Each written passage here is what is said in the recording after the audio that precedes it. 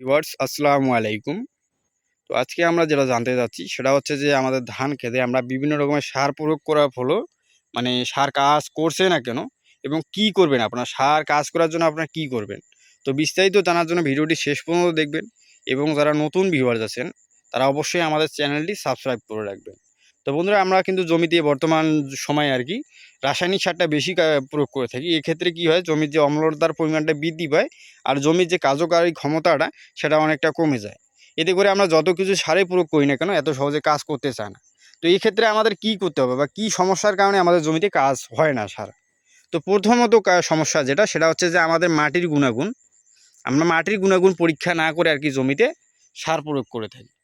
তো এক্ষেত্রে হয় কি আমাদের যে ধান ক্ষেতের যে খাদ্যগুলো প্রয়োজন তো সেগুলো আমরা বুঝতে পারি না।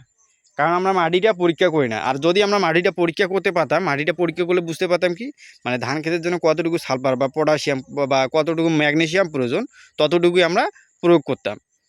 কিন্তু এখন সমস্যা হচ্ছে আমরা যেহেতু মাটি পরীক্ষা করি না, তো এই ক্ষেত্রে আমরা কি করি জমিতে একটু মানে সারের অভাব দেখা দিলে গাছ হলুদ হলেই বা গাছের একটু মানে কিছু মানে সার প্রয়োগের সময় হলেই আমরা কি করি নাইট্রোজেনটা অতিমাত্রায় প্রয়োগ করে দেই।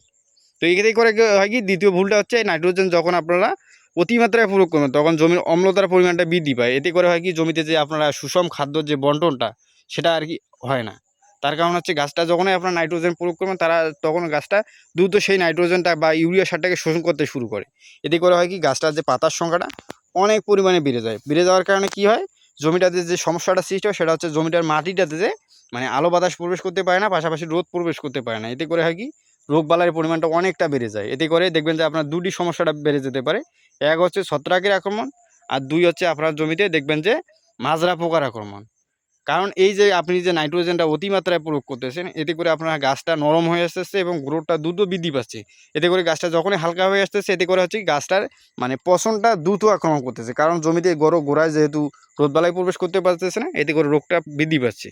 আর দ্বিতীয় কারণ হচ্ছে আপনার গাছটা যেহেতু মানে মেইন কুশিটা দেখবেন যে হালকা নরম হয়েছে। কারণ গাছটা বৃদ্ধি পাওয়ার সময় তখন কিন্তু এই মাজরা পোকাটা বেশি করে আক্রমণ করে। আর মাজরা পোকা যদি আক্রমণ করে যেই জায়গায় আক্রমণ করবে, আপনারা দেখলে বুঝবেন যে ওই জায়গাটা একদম বসে যাওয়ার মতো হয়ে যাবে। তো এই ২ টি জিনিসের হাত থেকে রক্ষা পাওয়ার জন্য আপনারা অবশ্যই মানে আপনারা ইউরিয়াটা কম প্রয়োগ করবেন। আর তৃতীয়ত কারণ হচ্ছে যে আমরা মানে সার কখন প্রয়োগ করতে হয় বা কখন প্রয়োগ করবেন তো সেই সময়টা না জানা। তো আপনারা যখন দেখবেন যে বৃষ্টির পানি হচ্ছে বা মানে জমিতে আপনারা সেচ দিচ্ছেন, মানে এই সময় যদি আপনারা ইউরিয়া প্রয়োগ করেন বা নাইট্রোজেন মানে এই সারটা দ্রুত গলে যায়। মানে পানির সাথে দ্রুত গলে যাওয়ার কারণে যখনই আপনাদের বৃষ্টির পানি হচ্ছে বা বর্ষাকালে দেখবেন যে স্রোত যাচ্ছে, সেই সময় যদি আপনারা ইউরিয়াটা প্রয়োগ করে দেন, তখন হবে কি যখন আপনাদের বৃষ্টির পানিটা পড়বে সাথে, সাথেই কিন্তু আপনারা মানে সারটা গলে যাবে। গলে যাওয়ার সাথে, সাথে যখন জমিতে স্রোত চলে যাবে মানে বর্ষাকালে তখন কিন্তু পানিটা মানে সারটার সাথে, সাথে গলে দেখবেন যে আপনার জমি থেকে বের হয়ে চলে গেছে। এতে করে কিন্তু সারটার কাজ কম হয়। তো এই জিনিসটা আপনাদের মাথায় রাখতে হবে যে কখন কোন সার দিতে হবে।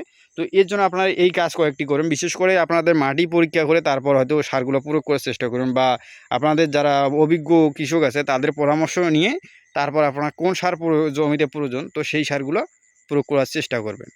তো বন্ধুরা আজকে এ পর্যন্তই। সবাই ভালো থাকবেন। ভিডিওটি ভালো লাগলে অবশ্যই আমাদের চ্যানেলটি সাবস্ক্রাইব করে রাখবেন। কারণ আমরা প্রতিনিয়ত এই চ্যানেলের মাধ্যমে কৃষি নিয়ে বিভিন্ন রকমের তথ্য দিয়ে থাকি। সবাই ভালো থাকবেন। আসসালামু আলাইকুম।